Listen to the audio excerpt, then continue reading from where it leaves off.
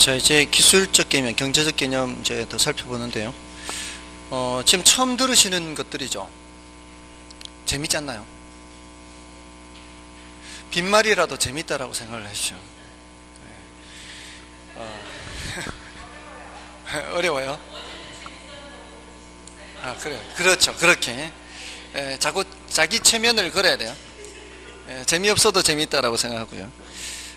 사실은, 애들 있죠, 애들이 어릴 때는 뭐 스펀지 같이 빨아 들인다 그러죠. 뭔가를 가르치면. 그거는 애들 눈에는 세상 모든 게 다 신기하죠. 처음 보는 거 아니에요. 다들 경험을 처음 하는 거잖아요. 어린 애들은. 그러니까 신기하잖아요. 그렇게 받아들이십시오. 저 세상에 이런 얘기도 있구나, 이렇게. 근데 사실 우리가 사는 이 세상은 사람 사는 세상 얘기예요. 그러니까 사람이 사는 모습을 얘기하는 것이기 때문에 사람의 머리로 거의 대부분이 이해가 돼요, 사실은. 근데 모든 것을 다 이해하기는 어렵죠. 시간이 부족하니까. 천천히 설명하면 다 이해가 돼요. 근데 그거를 이제 이 글자로 나타낼 때, 문장으로 나타낼 때는 축약해서 나타내거든요. 그 축약해서 나타내는 것의 내용이라는 게 있단 말이에요. 그 내용을 알면은 이 단어는 자연스럽게 알게 됩니다. 근데 처음에 그 단어를 먼저 보거든요, 보통은. 글을 읽는다는 게 단어를 먼저 보기 때문에 이 내용이 어떤 건지 알 수가 없죠. 그러니까 누군가의 설명을 들어야 이 단어가 그런 뜻이구나를 알 수가 있는 거죠. 그러니까 어떤 단어가, 어려운 단어가 나오면은 그 단어가 말하는 그 내용이 의미가 뭔지를 이제 파악하는 게 요령이에요. 그래서 어려운 단어를 그렇게 파악하시면 되고요. 잘 이해가 안 되면은 미루어 짐작해서 그런 내용이겠지라고 그냥 주먹구구식이라도 합리화를 하고 넘어가는 게 편해요. 일단 표시를 해놓고 예를 들자면 그 나중에 민법에서 공부할 건데 제가 이제 민법 얘기를 말씀드리는 게 이제 민법이 더 어려운 개념들이 많아요. 민법에 의사와 표시의 불일치라는 게 나와요. 주제 중에 의사와 표시의 불일치. 어느 정도 그 단어에서 알 수 있죠. 의사와 표시의 불일치. 내 속에 갖고 있는 생각은 어떠한데 표시된 것은 다른 게 돼버린 거예요. 그랬을 때 의사와 표시의 불일치라고 하는데 그걸 설명할 때 단어가 내심의 효과의사와 표시된 표시의사가 다르다. 이렇게 하면 효과의사, 표시의사 이런 말이 나와요. 어려운 말이. 그런 경우에 예를 들어 제가 수업을 하다가 막 그 수업하는 내용에 막 빠져들어서 선생님들이 가끔 말하는 거와 쓰는 게 다를 때가 있거든요. 중요도가 10분의 5입니다 하면서 이렇게 써요. 말은 이렇게 하면서 그 순간 그 내용을 봤던 사람이야 잘못 말했네 하고 알고 지나가겠지만 그 순간 딴짓했던 사람들은 이거 딱 보면은 10분의 1로 돼 있잖아요. 저의 의사는 뭐예요? 10분의 5잖아요. 이걸 효과의사라 그래요. 효과의사. 내가 말하려고 했던 거 그걸 뭐라고 한다고요? 효과의사. 이렇게 표현을 한단 말이에요. 네 글자로. 근데 실제로 나타난 거는 뭐예요? 10분의 1로 나타났잖아요. 요거를 표시의사라 그래요. 그러니까 요걸 그런 식으로 사용한단 말이에요. 단어를 표시의사와 효과의사 이렇게 단어를 구별해서 사용한단 말이에요. 근데 이걸 지금 여러분들은 제가 설명을 하니까 또는 민법에서 그렇게 설명을 들으면 알겠지만 그 설명을 할 때 설명을 안 들어버리면은 집에 가서 책 읽어보면 이게 뭔 소리가 되는 거죠. 그런 것들이에요. 효과의사는 속으로 말하려고 했던 거, 표시의사는 표시된 거 이렇게 하면 되는 거죠. 가능한 한 질문은 쉬는 시간에.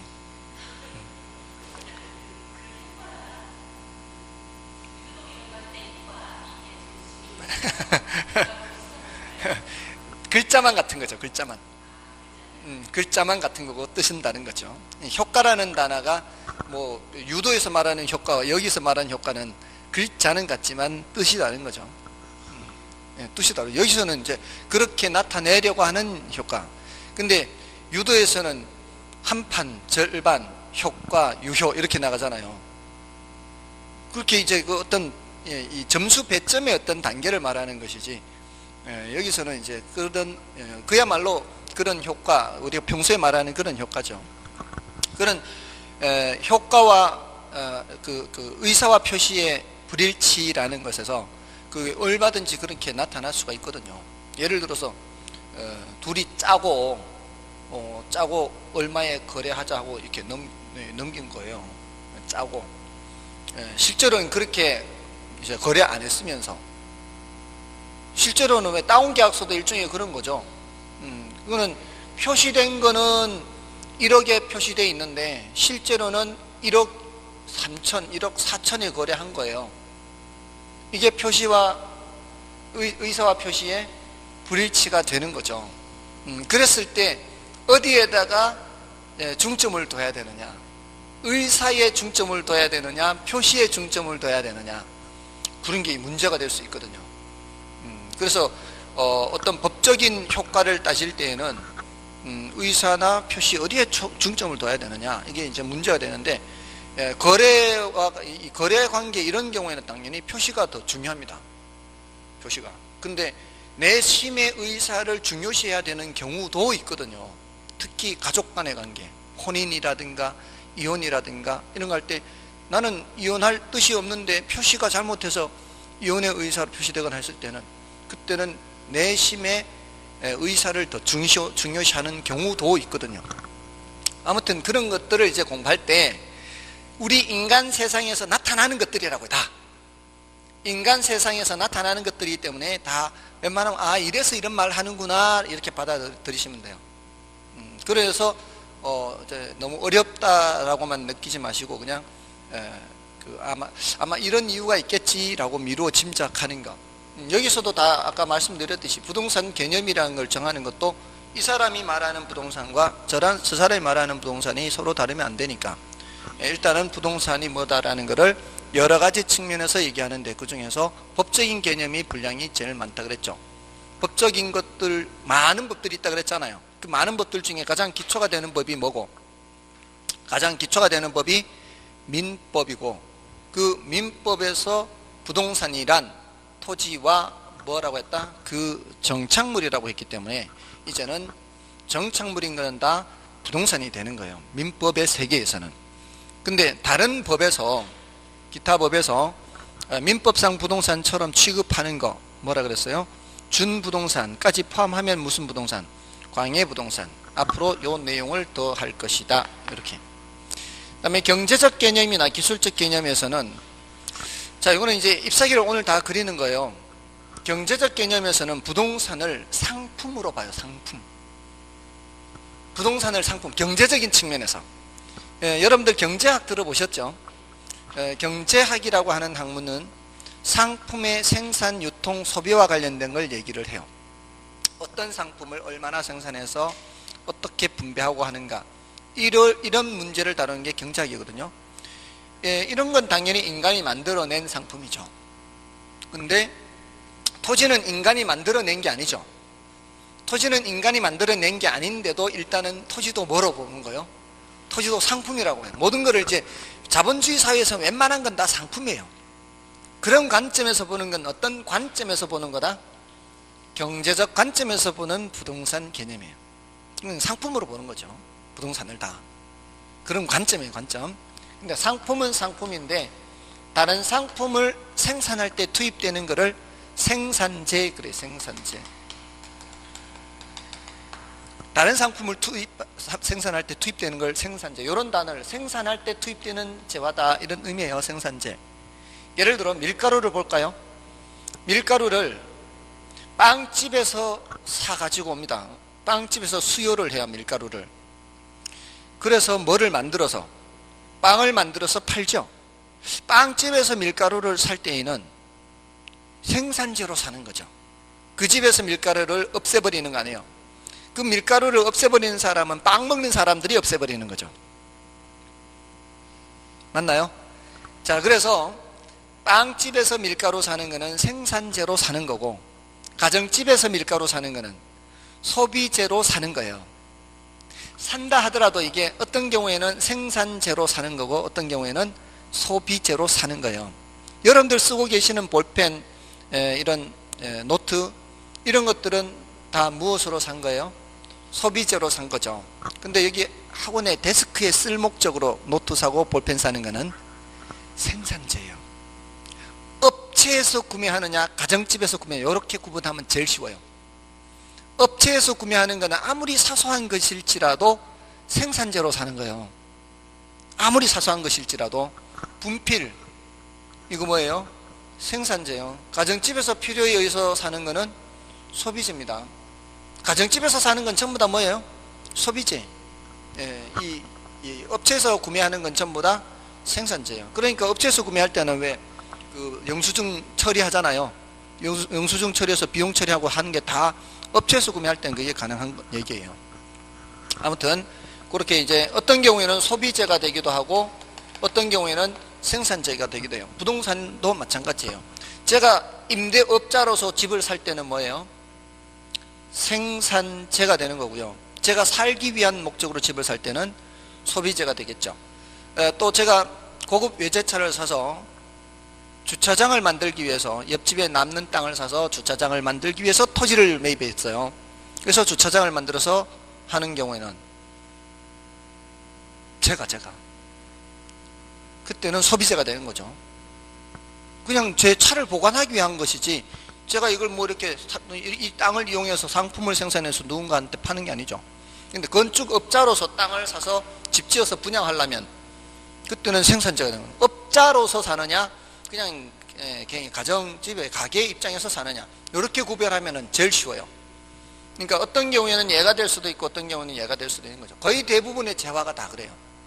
거의 대부분의 재화가 이 성격도 있고 이 성격도 있는데 토지 같은 경우에는 이런 성격이 더 세고요. 주택의 경우에는 이런 성격이 더 세겠죠. 그렇게 나눠져 있죠.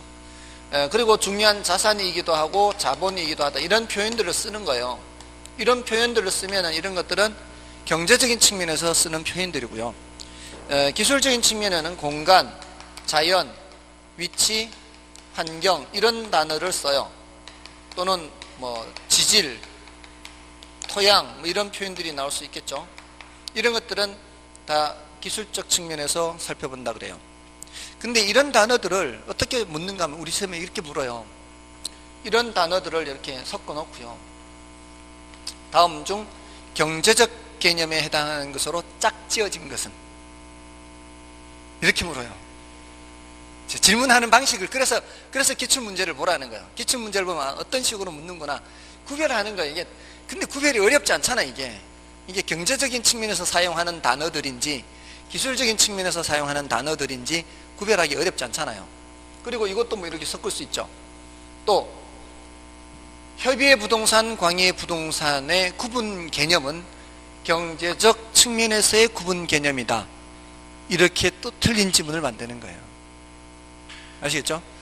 그리고 이제 또 정착물에 대해서 더 묻거나 준부동산에 대해서 더 물어요. 그럼 요거는 이제 앞으로 해야 될 과제가 되는 거죠.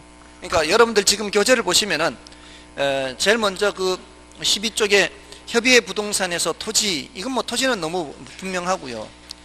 넘어가시면은 13쪽에 정착물이 있죠. 13쪽에 정착물이 있는데 거기에 대해서 더 이상 들어가지 않았지 않습니까 오늘? 더 들어가지 않았으니까 여러분들도 굳이 더 들어갈 필요가 없다는 거예요. 그러니까 복습을 하더라도 제가 굳이 안 들어갔으면 여러분도 들어가지 마시고 이 그냥 기본적인 이 틀만 기억하고 가시라는 거예요. 여기에서는 이 단어들만 체크하면 되고요. 아시겠죠? 공부를 할 때 그렇게 하면 속 편해요. 물론 이제 읽어는 보실 수 있죠. 읽어는 보시더라도 좀 복잡하면은 패스하고 이제 요 기본 틀을 기억하면 되는 거죠. 토지와 그 정착물까지. 그리고 여기는 준부동산까지. 앞으로 정착물과 준부동산을 더 해야 되는구나. 이렇게 받아들이시면 되는 거죠. 자, 그렇게 하면은 14쪽을 그냥 넘어가셔도 되는 거죠. 그 다음에 15쪽에 가시면 광의의 부동산은 뭐까지 포함한 것만 기억하면 되는 거예요. 준부동산을 포함한 것만 기억하면 되고요. 그 다음에 경제적 개념이나 기술적 개념에서는 그 15쪽에 그 마지막 단락의 마지막에 동그라미 1, 2, 3, 4, 5 돼 있잖아요. 그 단어만 체크하면 돼요. 더 이상의 내용은 없으니까 넘어가시면 되고요. 그 다음에 16쪽에 복합 개념의 부동산 있죠. 복합 개념의 부동산에서 자, 그거는 뭔 뜻인가 하면은 부동산 학에서는 부동산 학에서는 이런 법적인 측면, 경제적인 측면, 기술적인 방금 3대 측면 지웠잖아요. 이런 걸 종합적으로 다 살펴보는 것을 복합 개념으로 살펴보는 부동산이다, 이렇게 표현을 하는 거예요. 여기서 말하는 이 복합은 종합하고 같은 맥락이에요. 다 살펴본다. 어느 하나만 살펴보는 게 아니라 다 살펴본다. 아까 부동산 학이라고 하는 학문이 짬뽕 학문이라고 그랬잖아요. 그러니까 부동산을 개념을 볼 때든 뒤에 가서 계속 나올 거예요. 법경기는 법경기 계속 나올 거예요. 왜 그러겠어요? 부동산 학이라는 학문 자체가 짬뽕 학문이니까 앞으로 계속 법경기 계속 나올 거예요. 자, 그렇게 이제 살펴보시면 되고요. 나머지는 일단 됐습니다. 문제는 따로 보지 마시고요. 나머지는 그냥 혹시 읽어보시더라도 아, 이런 게 있구나 하고 참고로 읽고 지나가시면 돼요. 자, 이렇게 하면 이제 부동산의 개념이 됐고요. 문제 같은 건 나중에 풀어보시면 되니까. 그리고 이제 넘어가셔서 부동산의 분류를 보세요. 부동산의 분류를 보시면은 21쪽에 거기 국토의 계획 및 이용에 관한 법률상 분류가 있죠. 자, 어제 어디까지 했어요? 국토의 계획 및 이용에 관한 법률상 좀 들어갔나요? 분류는 아직 안 들어갔나요? 어제 뭐 했는 게 뭐 했어요? 아, 광역계획권,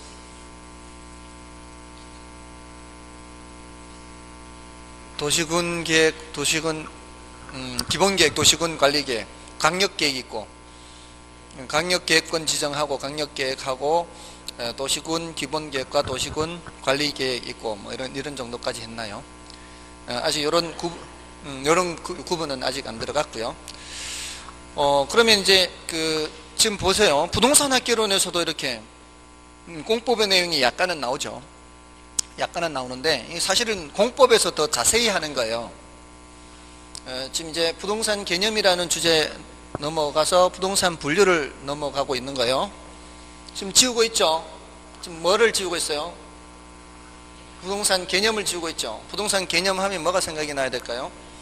법경기가 먼저 생각해요. 법적 개념, 경제적 개념. 이 부동산 개념이라는 나무를 그린다 그랬잖아요. 그럼 뭘 먼저 그려야 돼요? 굵은 가지를 먼저 그린다고요. 법경기 가지를 그리고 그 중에 장가지 나오는 건 뭐였어요? 법적 개념이 장가지 나오는 거였죠. 법적 개념은 협의의 부동산과 광해 부동산 장까지 나오고 나머지는 다 잎사귀 그렸잖아요. 그러면 협의의 부동산은 토지 및 그 정착물까지고 광해 부동산은 준부동산까지였다. 여기까지만 해도 오늘은 그냥 충분하다 이 말이에요. 그 다음에 이제 부동산 분류에서 이 토지 분류예요. 토지 분류. 건물 분류도 있기는 해요. 근데 건물 분류는 10분의 1에서 10분의 2예요. 중요도가 좀 낮다 이 말이죠. 그러니까 토지 분류는 이제 해야 되죠. 네, 요거는 해야 되는데 지금 국계법이라고 줄여서 국계법상 분류, 그 다음에 지적법 또는 이제 공간정보의 구축 및 관리 등에 관한 법률상 분류해서 지적법에서도 있고요. 근데 우리는 더 중요한 게 부동산 활동상 분류예요. 요게 중요해요. 요게. 그래서 1번, 2번은 일단은 지금은 일단 패스하고 지나가세요. 1번, 2번은 지나가시고 그러면은 21쪽, 22쪽은 지나가시고요.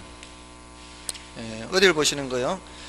쭉 넘어가서 25쪽 있죠. 부동산 이용 활동상 분류. 자, 요걸 이제 보시면 돼요. 여기에서도 이제 좀 더 중요도가 높고 낮은 거를 이제 강약을 이제 구별을 하자면 일단 제일 먼저 대지택지 부지 있잖아요. 괄호 1번에 괄호 1번 25쪽이 맨 위에 25쪽 맨 위에 괄호 1번에 대지택지 부지 있죠. 택지를 중심으로 부지 쪽으로가 중요해요. 대지 쪽보다는 가운데 있는 택지와 부지 쪽으로 이제 좀 체크를 하시면 되고요. 그 다음에 괄호 2번에 후보지 이행지 체크하시고요. 그 다음에 괄호 3번에 필지 획지, 그 다음에 괄호 4번에 나지 건부지, 그 다음에 괄호 5번은 맹지 대지 자루형 토지 중에서 맹지는 자주 나오는 편이에요. 그 다음에 28쪽에 괄호 6번에 법집인지, 괄호 7번에는 그 휴한지가 조금 더 체크를 할 내용이고요. 그 다음에 8번에 괄호 8번에 공지, 괄호 9번에 포락지 이렇게 있죠. 자, 이 단어들의 뜻만 나오면 알면 돼요. 그러니까 단어 한 몇 개 정도 돼, 한 열 몇 가지를 이렇게 구별만 하면 되는데, 이미 여러분들이 들어보신 것도 있을 것이고 그렇지 않은 것도 있을 거예요. 자, 먼저 괄호 1번에 돼지 택지부지 있죠. 자, 이거 이제 오늘 새로운 단어들을 배우는데 아마 이제 여러분들이 들어보셨던 거는 좀 덜 낯설 것이고요. 그렇지 않은 건 조금 낯설 수도 있겠습니다. 택지란 말 들어보셨죠? 부지란 말 들어보셨나요? 이것도 들어보셨으면 이제 그렇게 어렵진 않아요. 이 대지라는 단어는 일단은 보류하라는 말은, 대지라는 단어가 건축법이나 또는 뭐 도시개발법 이런 여러 법에서 대지라는 단어가 나오는데 뜻이 조금씩 달라요. 그러니까 지금부터 먼저 이런 걸 지금부터 처음부터 이거 하려면은 너무 혼란스러울 수 있으니까 택지를 중심으로 해서 이쪽으로 기억하라는 거예요. 여러분들이 이제 부지라는 말을 들어보셨으면 한번 제가 한번 단어를 사용을 해볼까요? 이런 말 들어보셨어요? 아파트 부지, 학교 부지 들어보셨나요? 그럼 도로 부지, 하천 부지 들어보셨나요? 하천 부지 들어보셨어요? 도로 부지 안 들어보셨어요? 철도 부지, 하천 부지 이런 말도 씁니다. 하천 부지, 철도 부지, 도로 부지. 도로 부지가 뭐예요? 도로가 들어설 땅 또는 도로가 나 있는 그 주변 인근 지역의 땅, 그런 말 씁니다. 도로 부지, 하천 부지, 철도 부지, 아파트 부지, 학교 부지 그런 말 써요. 하천 부지 이렇게 검색해 보세요. 부지라는 말을 쓸 때에는 아파트 부지, 학교 부지 할 때는 그 부지 위에 건물이 올라가요? 그렇지 않아요? 건물이 올라가죠. 하천 부지, 도로 부지 이럴 때는 그 위에 건물이 안 올라가죠. 부지라는 말은 건물이 올라가는 경우에도 쓰고 건물이 올라가지 않는 경우에도 써요. 그렇게 다 양쪽에 다 씁니다. 근데 택지라고 할 때는 지상에 건물이 올라가는 경우에만 택지라는 말을 써요. 그래서 이게 사용 범위가 좀 더 좁아요. 이게 좀 더 넓고, 그래서 주거용이든 상업용이든 공업용이든 건물을 건축할 수 있는 땅은 뭐고요? 그건 택지가 되는 거고요. 부지는 건물을 건축할 수 있는 땅 이외에도 일반적인 바닥 토지는 부지라 그래요. 일반적인 바닥 토지는 건물을 지을 수 있는 땅뿐만이 아니라, 그래서 하천부지, 도로부지 이걸 기억해 두시면 돼요. 하천부지, 도로부지, 철도부지 이런 말을 쓴다는 사실, 지금 처음 들어보시는 분들은 그런 말도 쓴다는 걸 함께 기억하면 되겠죠. 이 단어 뜻만 구별하면 돼요. 별로 어렵지는 않습니다. 그러니까 그 내용에 지금 단락이 괄호 1번에 반 페이지가 넘죠. 그걸 다 그렇게까지 알 필요 없이, 대지는 일단 안 봐도 관계없으니까 택지와 부지를 중심으로 기억하시라고요. 그 다음에 이제 후보지, 이행지 있죠. 후보지, 이행지 이렇게 나오는데, 얘네들은 공통점이 어떤 용도에서 다른 용도로 전환 중인 토지예요. 전환 중. 전환 중인 토지예요. 어떤 용도에서 이제 다른 용도로 전환될 때, 후보지의 경우에는 이제 택지 지역, 농지 지역, 임지 지역 이렇게 나누거든요. 이걸 토지의 대분류라고 해요. 대분류. 줄여서 이제 택, 농, 임 이렇게 해요. 이게 이제 자 자세히 보시면 임지 지역, 산이죠. 산. 이거는 사람의 손길이 닿은 곳에 그렇지 않은 곳이에요. 땅에 사람의 손길이 닿지 않은, 조림을 할 수는 있죠. 뭐 이렇게 산에 뭐 나무를 심거나 할 수 있는데, 보통은 사람의 손길이 그렇게 닿거나 한 거는 아니죠. 근데 농지가 되려면 어떻게? 보통 여기서 이렇게 되죠. 개간을 해야죠. 개간. 자연 상태의 땅을 농지로 바꾼다는 것은 사람의 노력이 투입이 돼야 돼요. 농지에서 택지로 갈 때도 마찬가지죠. 개발을 해야 되죠. 조금 전에 택지했잖아요. 택지지역이라는 것은 주택을 짓거나 상가를 짓거나 공장을 짓거나 이렇게 한다는 뜻이에요. 그래서 택지지역을 다시 주거지역, 상업지역, 공업지역 이렇게 나눌 수가 있겠죠. 농지지역은 전답과 이렇게요. 네, 임지지역은 또 뭐 있어요. 용절임지역, 신탄임지역 있는 게 뭐 별로 구분 중요한 건 아니에요. 자, 이쪽에서 이쪽으로 가든 이쪽에서 이쪽으로 가든 여기서 바로 이렇게 가든 이거는 획기적인 변화가 있는 거예요. 여기는 건물이 없는 땅들이죠. 농사 짓던 땅들. 여기서 이제 건물이 있는 땅으로 바뀌는 거죠. 사람의 손길이 닿지 않은 곳에서 개간이 되거나 해서 이렇게 바뀌는 거. 자, 이런 변화의 과정에 있는 토지를 후보지라 그래요. 이런 변화의 과정 중에 있는 토지. 자, 이 세종시 주변에 뭐가 많은가 하면은 후보지가 많아요. 지금 4생활권, 5생활권 이렇게 지금 점점 바뀌어가고 있죠. 점점 여기에서 이렇게 바뀌어가고 있어요. 여기에서 이렇게 바뀌어가고 있어요. 완료된 이 지역 말고요. 여기는 이제 이 주변 완료됐잖아요. 집이 들어서고 막 이렇게 완료됐으면 뭐예요? 완료됐으면 택지가 된 거예요. 택지가 된 거예요. 택지 안 된 상태, 바뀌어가고 있는 상태에 있는 땅을 후보지라 그래요. 택지 후보지. 택지 후보지. 주변에 많잖아요. 택지로 됐으면 그건 택지예요. 택지로 바뀌어가고 있는 중에 있는 토지를 후보지라고 얘기를 하는 거죠. 여기서 이렇게 되든 여기서 이렇게 되든 다 후보지가 되는 거죠. 됐나요? 근데 우리 살다 보면은 주거지역이 상업지역으로 바뀌기도 하죠. 공업지역이 상업지역으로 바뀌기도 하죠. 이거 건물이 있는 땅에서 건물이 있는 땅이죠. 건물이 있는 땅에서 건물이 있는 땅이죠. 어차피 건물이 있는 땅 사이에서 바뀌고 있죠. 이러면은 뭐예요? 이행지라 그래. 이행지.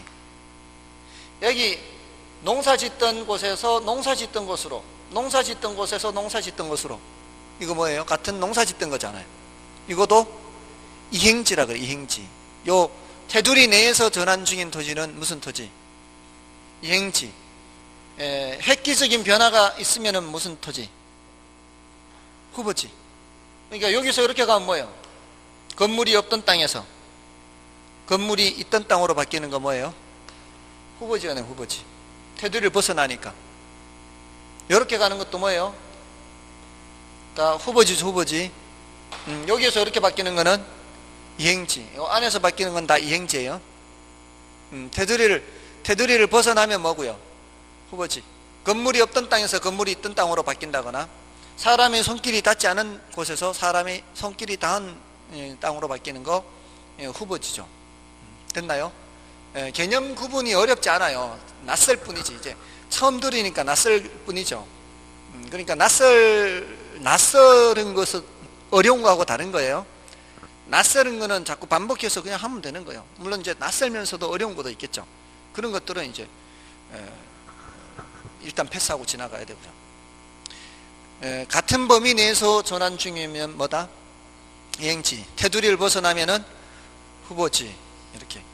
근데 이게요, 사실은 표현의 문제인데, 이걸 용도적 지역이라 표현을 해요. 용도적 지역. 용도적 지역이라 표현을 하기 때문에 용도적 지역 상호간의 전환 중이다. 이러면은 후보지라고 하고요. 이거는 용도적 지역 내에서 상호간 전환 중이다 하면은 이행지라 그래요. 용도적 지역 상호간 하면 요거 상호간이란 얘기고요. 지금 듣고 계시죠? 용도적 지역 내라고 하면은 요걸 말하는 거예요. 요 내에서 상호간 전환 중이다 하면은 요 사이에서 전환 중이다 이 뜻이잖아요. 그러니까 요때는 이행지가 되는 거예요. 어떻게 보면은 이게 국어 문제일 수도 있어요. 국어 문제. 용도적 지역 상호간 하면 요 상호간, 용도적 지역 내에서 상호간 하면 요 주상공 또는 전답과 상호간 이렇게 되는 거예요. 됐습니까? 자, 이렇게 해서 후보지, 이행지라는 단어를 했고요. 그러니까 전환 중인 토지인데 대분류상 전환 중이면 후보지, 소분류상 전환 중이면 이행지 이렇게 되는 거죠. 다음에 이제 괄호 3번에 필지, 획지가 있어요. 필지, 획지. 혹시 필지란 말 들어보셨나요? 획지란 말은 안 들어보셨나요? 획지도 들어봤어요? 필지를 못 들어봤어요? 필지는 들어보셨죠? 획지라는 말은 잘 안 들어보셨죠? 필지는 보통 이렇게 얘기합니다. 내가 세 필지 땅을 갖고 있는데 한 필지는 여기 있고 두 필지는 다른 데 있는데 뭐 이런 식으로 얘기를 하죠. 그 필지는 그 등기부에 등기된 그 토지의 단위를 셀 때 한 필지, 두 필지 이렇게 세요. 등기부에 등기될 때 또는 토지대장에 등록할 때. 여러분들 지금 도로명 주소를 많이 이제 쓰기 시작하고 있는데 예전에는 집원 주소를 썼죠. 번지, 무슨 동 몇 번지. 그게 뭔가 하면은 그 필지별로 붙은 번호가 번지예요. 집원. 왜 그 예를 들어 뭐 35번지 있잖아요. 35번지가 이렇게 있으면 이걸 이렇게 땅을 나누잖아요. 그러면 이 원래 있던 이 부분은 35번지하고 여기를 35의 1번지 이렇게 해요. 번호를 붙일 때. 그러면 이렇게 분필이라고 해요. 분필. 그럼 원래는 이만큼이 35번지였잖아요. 근데 분필을 하면 얘는 등기부를 따로 만들어야 돼요. 등기부를. 그리고 얘도 이제 바꿔야죠. 면적이 달라졌으니까. 그러니까 이 각각의 번지별로 뭐를 만들게 돼 있어요. 등기부나 또는 토지대장을 만들게 돼 있어요. 그래야 그걸 뭐 누구 건지 표시도 하고 이렇게 거래도 하고 할 거 아니에요. 그 지번이라고 하는 거 요거 지번. 필지별로 붙인 번호가 지번이라는 거예요. 지번. 옛날에 쓰던 우리 번지수가 이거예요. 근데 지금은 도로명 주소를 하는 거죠. 이렇게 되어버리면 한 필지가 몇 필지가 된 거예요? 두 필지가 된 거죠. 한 필지가 두 필지가 된 거예요. 이렇게 쓸 때 쓰는 말이 필지예요. 필지. 그러니까 필지는 법적으로 쓰는 말이 법적으로 필지별로 부동산 등기법상 등기를 하고요. 또는 공간정보의 구축 및 관리 등에 관한 법률, 공간정보법 또는 지적법이라고도 하는데 거기에 등록하는 단위예요. 등기 등록의 단위. 근데 획지는 경제적으로 쓰는 말이에요.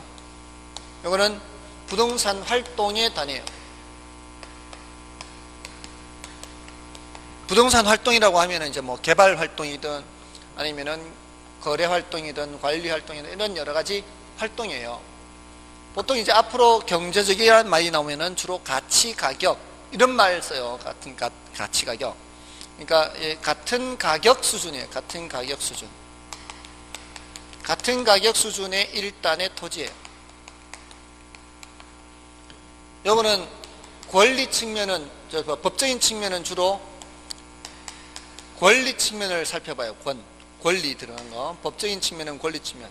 경제적인 측면은 요 가격 또는 가치. 소유권의 범위와 한계를 표시해요. 조금 전에 이렇게 썼다 이렇게 지었을 때 이렇게 35번지, 35의 1번지 이렇게 하면은 요 등기부 따로 돼 있고요. 요 등기부 따로 돼 있다 이 말이에요. 그래서 요 소유권 표시 따로 돼 있고 요 소유권 표시가 따로 돼 있는 거죠. 주인이 다른 사람이 될 수 있는 거죠. 그렇게 표시를 할 때 이렇게 필지별로 이렇게 해요.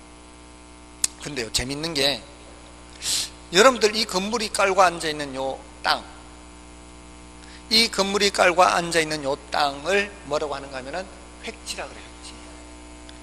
경제적인 측면에서는 육안으로 보이는 걸 가지고 얘기를 해요. 여러분들 이렇게 공사 현장 지나가다 보면은 미관이나 안전 때문에 이렇게 울타리를 쳐놓고 울타리에다가 이렇게 그 그림도 그려놓고 요새는 뭐 시도 써놓고 하더라고요. 근데 그 공사 개요 이렇게 이제 게시판 있잖아요. 게시판에 이렇게 보시면 어떤 경우에는 무슨 동 몇 번지 외 세 필지 이렇게 돼 있을 때가 있어요. 우리가 보는 거는 육안으로 보는 건 뭐예요? 하나가 올라가고 있잖아요. 건물이 하나가 올라가고 있는데 그게 바로 하나의 획지란 뜻이에요. 개발이 하나로 되고 있는 거예요. 개발이 하나로 되고 있는데 실제로 필지는 몇 개 필지란 얘기예요? 4개 필지. 몇 번지 외 세 필지 했으니까 모두 4개 필지란 얘기예요. 그럴 때는 필지는 4개인데 획지는 하나란 얘기예요. 그럴 수가 있어요. 그럴 수가 있어요. 여러분 혹시 스마트폰 지금 되시나요? 그럼 한번 켜보십시오. 스마트폰을 켜서 그 플레이스토어에 가서 검색을 해보세요. 이 글자를 쳐서 토지 이용 규제라는 단어를 쳐보세요. 검색어에 이걸 넣어보세요. 플레이스토어에 토지 이용 규제를 쳐서 검색을 해보세요. 토지 이용 규제 검색하셨어요? 루리스 검색되나요? 요거 설치해 보세요. 설치. 루리스 들어보셨어요? 처음 들어보셨어요? 설치해 보세요. 설치해서 열기를 해보세요. 설치되셨으면 설치해서 열기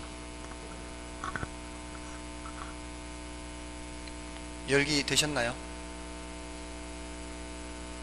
하는 중이에요. 지금 모델이 지금 좀 진한 구형 모델 갖고 계시는 거 아니에요?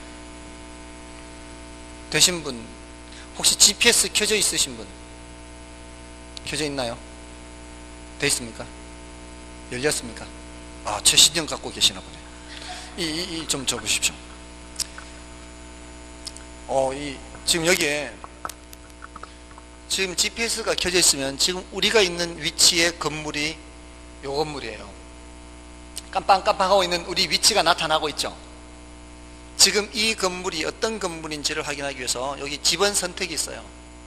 집원 선택을 누른 후에 그 위치를 터치를 하면은 색깔이 이렇게 바뀌죠. 색깔이 바뀌었죠. 지금 색깔이 바뀌었는 게 하나의 필지예요. 색깔이 바뀐 게 하나의 필지예요. 그 하나의 필지 안에 지금 우리가 있는 이 건물이 다 들어와 있는 거예요. 이럴 때는 하나의 필지가 하나의 획지예요. 하나의 필지가 하나의 획지예요. 보통은 대부분 그래요. 대부분 하나의 필지가 하나의 획지인데 제가 다른 곳을 한번 검색을 해볼게요. 서울에 가보셨나요? 광화문 내거리 가보셨어요? 강원 내거리. 거기에 이순신 장군이 세종대왕을 앞에서 지키고 있죠. 광화문 내거리. 그 광화문 내거리에 가면은 광화문 빌딩이라고 있어요. 그 동화면세점이 있는 그 건물이에요. 혹시 아실란가 모르겠네요. 여기 있으면 지금 요 건물이거든요. 광화문 빌딩이. 요게 요 지금 노란 걸 보이는 게 이 광화문 내거리고요. 세종대로 사거리라고 되어 있어요. 여기는. 여기 이제 광화문 빌딩이 여기거든요. 이걸 집원 선택을 한 후에 터치를 해볼게요. 자, 여기에 획지가 이만큼인데요. 보라색으로 바뀐 게 일부분만 바뀌었죠. 요거는 이 건물이 깔고 앉은 땅이 한 개의 필지가 아니란 얘기예요. 주소를 읽어볼게요. 종로구 신문로 1가예요. 신문로 1가 150번지. 그럼 그 옆에 부분을 건물은 이렇게 있어요. 근데 건물 일부 부분이 보라색으로 바뀐 거예요. 집원 선택을 해서 그 옆에 걸 눌러볼게요. 바뀌었죠? 위치가. 근데 같은 건물의 일부분을 또 이렇게 이 땅이 깔고 건물이 이 땅을 깔고 앉아 있는 거예요. 요거는 종로구 세종로 211번지예요. 또 다른 부분을 해볼게요. 요 밑에 있는 부분. 밑에 또 바뀌었죠? 요거는 중구 태평로예요. 이 건물이 깔고 앉아 있는 땅이 모두 몇 필지예요? 3필지. 같은 건물인데 두 필지는 종로구가 이렇게 차지하고 있고요.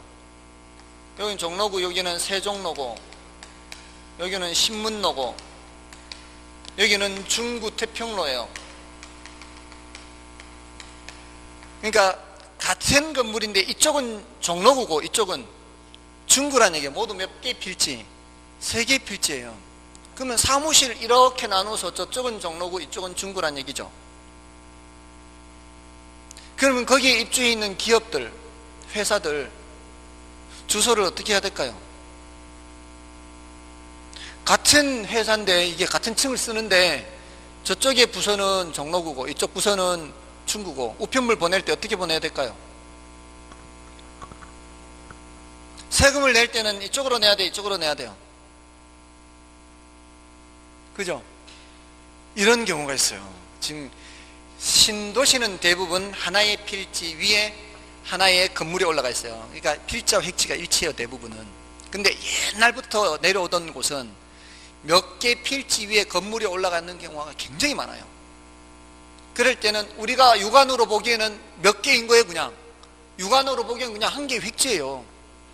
한 개의 획지인데 실제로는 여러 개의 필지일 수 있거든요. 그럴 때 이 부분 땅값, 이 부분 땅값, 이 부분 땅값, 땅값은 어떻다고요? 땅값은 다 같을 거겠죠. 왜? 같은 건물인데, 같은 지역 내 같은 건물인데, 같은 건물이 깔고 있는 가격 수준은 같다고요. 얘네들 가격은 같다고요. 그러니까 몇 개의 획지? 한 개의 획지. 가격이 다 같으니까. 근데 등기부를 떼보니까 몇 개의 필지? 세 개의 필지, 이렇게 되는 거죠. 됐나요? 그러니까 법적으로 등기부상 개념 또는 토지 대장의 개념, 이런 거는 무슨 개념? 필지. 근데 같은 가격 수준, 경제적 개념은 획지, 이렇게 된다 이 말이에요. 그래서 여러 개의 필지가 하나의 획지가 될 수도 있다는 거죠. 저럴 때는 땅값은 어떻다? 다 똑같다 이 말이에요. 됐나요? 경우에 따라서는 이럴 수도 있겠죠. 한 개 필지가 둘 이상의 획지가 될 수도 있겠죠. 여러 개 필지가 한 개로 뭉쳐졌잖아요. 같은 가격 수준으로. 근데 어떤 때는 내가 넓은 땅을 갖고 있을 때에는 같은 내가 소유주라 해도 등기부는 한 개라도 이쪽 부분과 저쪽 부분의 땅값이 다를 때가 있어요. 그럴 때는 각각의 가격 수준대로 평가도 해요. 그럴 때는 한 개의 필지인데 몇 개의 획지가 될 수 있는 거예요? 두 개의 획지가 될 수도 있는 거예요. 근데 그런 경우는 많지는 않겠죠. 대부분은 한 개의 필지가 한 개의 획지지만 경우에 따라 여러 개의 필지가 한 개의 획지가 될 수도 있고 한 개의 필지가 여러 개의 획지로 나누어질 수도 있다라는 겁니다. 자, 그런 개념이 필지 획지고요. 그다음에 이제 나지 건부지. 자, 이런 것들은 그 단어 뜻만 좀 설명을 드릴게요. 나지는 지상에 건물이 없는 땅을 말하고요. 건부지는 지상에 건물이 있는 땅을 말해요. 일단은 지금 단계에서는 더 이상 깊은 내용 들어가지 마시고요. 나지 하면은 뭐다? 지상에 건물이 없다. 건부지는 지상에 건물이 있다. 이렇게 일단 그렇게 하시고요. 지금 여러분들이 지금 설치하신 루리스 앱 있죠. 굉장히 유용해요. 특히 혹시 그 토지를 보는 사람들, 특히 경매하는 사람들은 굉장히 필요하거든요. 제가 이거를 경매하시는 분한테 알려드렸더니만 그분이 시간과 비용이 너무 절약돼서 좋다고 저한테 여러 번 밥을 사셨어요. 왜냐하면 경매하려면 그 땅이, 특히 토지인 경우에는 어디 있는 땅인지 가봐야 되잖아요. 그러려면 이제 저거 도면을 떼서 가야 되거든요, 옛날에는. 근데 이거는 내 위치가 드러나잖아요. 깜빡깜빡 위치가 드러나고, 그리고 그 주소를 치면은 그 주소에 맞는 땅이 표시가 돼요. 아까 보라색으로 이렇게 표시가 되면은 내 위치가 표시가 되니까 내가 이동하면은 깜빡깜빡 하는 게 이동하잖아요. 그럼 보라색 근처에 가면은 내가 있는 위치가 드러나니까 내가 이제 경매 받으려고 하는 땅이 이 땅인지 아닌지를 알 수가 있는 거죠. 그게 없으면은 도면 들고 가가지고 이 실제 그 땅을 보고 말해야 되는 이게 쉽지 않아요. 도면 보고서 내가 있는 위치가 이 땅인지 저 땅인지 파악하기가 쉽지 않아요. 근데 요거 가지고 가면은 아주 정확하게 그냥 위치를 알 수 있죠. 그리고 여러분들 또 지나가시다가 야, 저 땅이 저 어떤 땅인지 궁금하다 싶으면은 아까 그 지번 선택 누르고 탁 터치를 하면은 그 땅이 나와요. 그리고 거기 보면은 이제 아까 말씀 안 드렸는데 그 터치하면 보라색으로 바뀌었죠. 보라색으로 바뀐 밑에 보면 규제 정보 보기가 있어요. 그 규제 정보 보기를 터치를 하면은 이 땅이 면적이 얼마고 제곱미터당 얼마고 여기에서 할 수 있는 거 할 수 없는 거 그냥 국토의 계획 및 이용에 관한 법률상 내용들이 쫙 나와요. 그 어플리케이션이 그게 아주 유용해요. 그런 거 사람이 돈이 들어도 배워야 돼요. 그리고 젊은 사람일수록 더 배워야 돼요. 앞으로 재산을 형성할 사람들이기 때문에 이런 걸 알아야 돈이 되는 거예요. 그리고 사실은 공법이 아까 좀 난이도가 높다 했지만 돈 되는 거는 여기 있어요. 여기 국토의 경비 영향을 한 법률을 알아야 되고요. 그 다음에 도시정비법, 어려운 것일수록 사실은 그 정보가 돈이 되는 정보라고 보시면 돼요.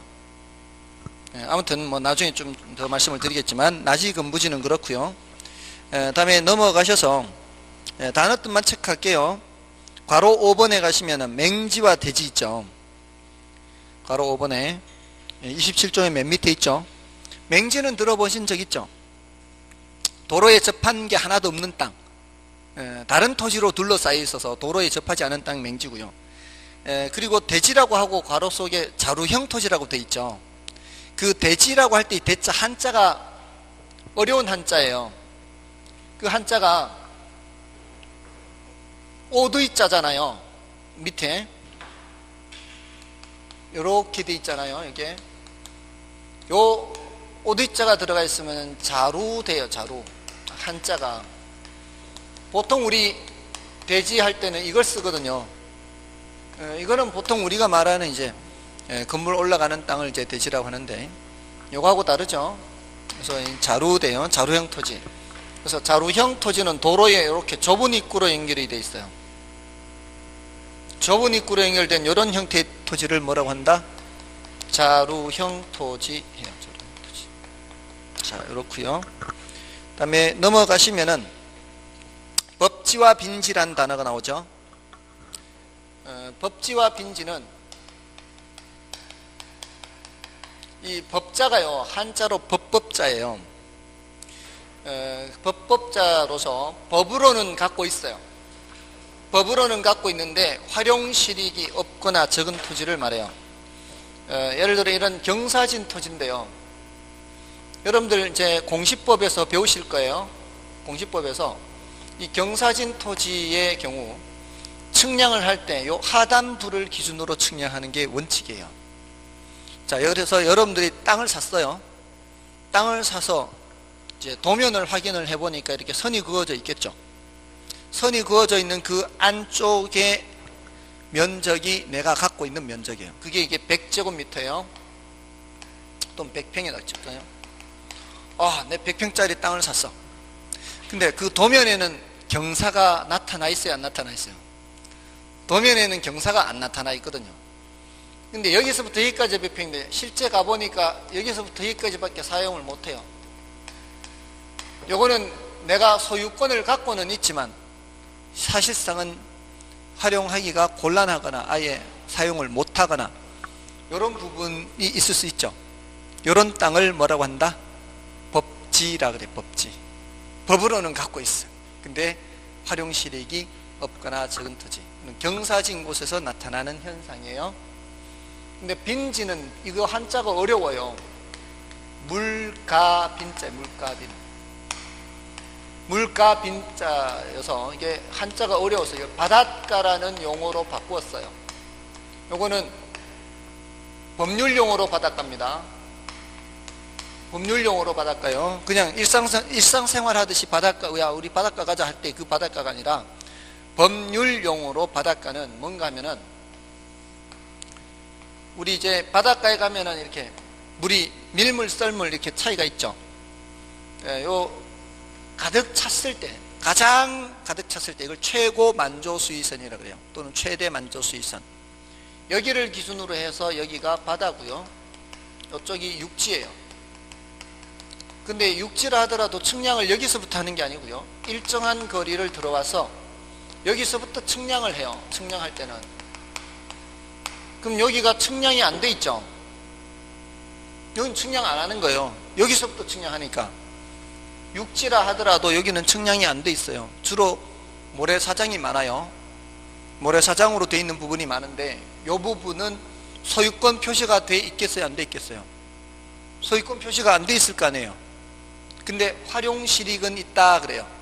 그 활용실익이 생선 잡아오면은 생선 말리는 덕장으로 사용하거나 아니면 여름철에 텐트값 받을 때 사용하죠. 그러니까 요 비교하자면 그런 거예요. 얘는 소유권 표시 돼 있어요, 안 돼 있어요? 소유권 표시는 돼 있지만 활용실익이 없거나 적은 토지고, 요거는 소유권 표시 돼 있어요, 안 돼 있어요? 소유권 표시는 안 돼 있지만 활용실익은 있는 토지, 바닷가 생각하시면 돼요. 바닷가, 빈지 이렇게. 그 다음에 유휴지, 휴한지, 공한지 괄호 7번에서는 휴한지만 좀 체크를 하시고요. 휴자가 쉴 휴자예요. 쉴 휴자. 정상적으로 쉬게 하는 땅. 농경지, 지력 회복을 위해서 그래요. 그 다음에 밑에 괄호 8번에 공지 있죠. 공지란 건축물의 바닥 토지 가운데 건축법에 의한 건폐율 또는 영종률 등의 제한으로 인해 한 필지 내에 비어있는 토지를 말해요. 여러분들 이제 나중에 건축법 배우시면은 건폐율, 용적률 이런 걸 배우실 텐데요. 내가 이렇게 땅을 샀다면 이 대지 면적이 100평이라고 해도 건물을 빽빽하게 못 지어요. 건물을 일정한 부분만 차지하게 할 수 있고요. 나머지는 비워놔야 돼요. 이거는 이제 햇빛을 봐야 되는 이유도 있고요. 또 화재 같은 게 발생하면은 이제 쉽게 번지지 못하게 하려면은 좀 건물을 떨어뜨려 놔야 되겠죠. 그런 이유로 남겨놓은 땅을 뭐라고 한다? 공지라 그래요. 공지. 그러니까 이런 단어를 구별해야 되는 거예요. 필지가 뭐예요? 획지가 뭐예요? 구별했을 때 보통 비교해서 묻고요. 후보지, 이행지 구별했을 때 대답하면 되는 거고요. 공지가 뭐예요? 하면은 건물 짓고 남겨놓은 땅은 공지. 휴한지가 뭐예요? 그러면 정상적으로 이제 지력 회복을 위해 쉬게 하는 땅 휴한지예요. 법지가 뭐예요? 빈지가 뭐예요? 이렇게 물을 때 법지는 법으로 소유할 뿐 활용실익이 없거나 적은 땅. 빈지는 바닷가. 소유권 표시는 안 돼 있지만 활용실익은 있는 땅. 이런 식으로. 다음에 그 마지막 가로 9번의 포락지를 좀 설명을 드리면 나머지는 일단은 뭐 무시하시고요. 포락지 할 때 락자는 떨어질 락자예요. 포락지 할 때 락자는 떨어질 락자인데 이게 왜 떨어지는가 하면은 여러분들 왜 그 시골에 자연 하천 있죠. 이게 자연 하천은 이게 여기가 흙이에요. 흙. 이쪽도 흙이고 이 정비가 안 된 상황에서 흙이에요. 그럼 이제 물이 계속 흐르면 어떻게 해요? 요 수면이 흐르는 부분은 자꾸 갉아먹죠. 이렇게 이게 수면이 흐르면서 이 흙을 갉아먹어요. 이렇게 갉아먹으면 위가 어떻게 돼요? 붕 뜨잖아요. 붕 뜨면 여기가 무너져 내린다고요. 그러면 이제 하천이 이렇게 넓어지죠. 또 갉아먹죠. 이렇게 갉아먹으면 또 여기가 붕 뜨죠. 그럼 또 무너져 내려. 이렇게 그럼 하천 부위가 이제 점점 넓어지는 거죠.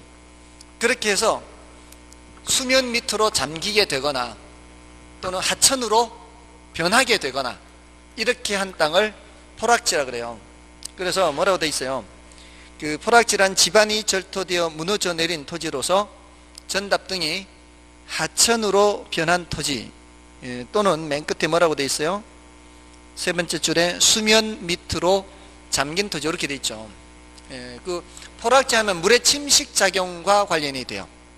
물의 침식 작용으로 인해서 이렇게 갉아먹어서 이렇게 무너져 내려서 수면 밑으로 잠긴 토지 또는 하천으로 변한 토지 이렇게 합니다. 지금 오늘 설명드린 것은 시험에도 더 자주 언급되는 것들이기 때문에 말씀을 드렸고요. 30쪽에 가시면은 이제 건물의 분류와 함께 오늘 말씀을 안 드리는 것은 중요도가 낮은 거예요. 그러니까 오늘 말씀드린 것들 위주로 이제 좀 더 복습을 하시면 되겠죠. 그래서 오늘 한 내용들을 계속 그렇게 복습을 하시고요. 아까 요거 부동산 특성이라고 하는 거는 난이도가 너무 높고 그렇기 때문에 종류만 알아두시고 뜻만 파악하시라 요 정도만 하는 거예요. 요건 아예 설명 안 드릴 거고요. 그래서 다음 시간에 요거 이제 부동산 특성의 종류가 이런 게 있다라는 정도 그 정도로만 파악하고 넘어갈 거예요. 그러니까 이거는 시간을 많이 들여서 하는 게 아니고요. 그러니까 총론에서는 이 부분을 집중적으로 좀 더 봐주시면 되겠습니다. 다음 주에는 수요 공급을 바로 들어가요. 이제 본론에 해당하는 다음 주 수요 공급은 굉장히 중요합니다. 수요 공급에서부터 이제 긴장을 좀 해야 돼요. 저도 긴장을 해야 되고요. 여러분들 눈치를 좀 봐야 돼요. 못 알아들을 것 같으면은 좀 속도 조절을 해가면서 수업을 해야 돼요. 아무튼 다음 주 수요 공급 절대 지각결석하지 마셔야 되고요. 그건 기본입니다. 지각결석 안 하는 거는. 오늘은 여기까지 하도록 하겠습니다. 11월, 12월 과정은 좀 이렇게 짧게 좀 할 거고요. 1월 과정 넘어가서 조금은 더 길게 할 거니까요. 아셨죠? 다음 주에 뵙겠습니다. 애쓰셨습니다. 감사합니다.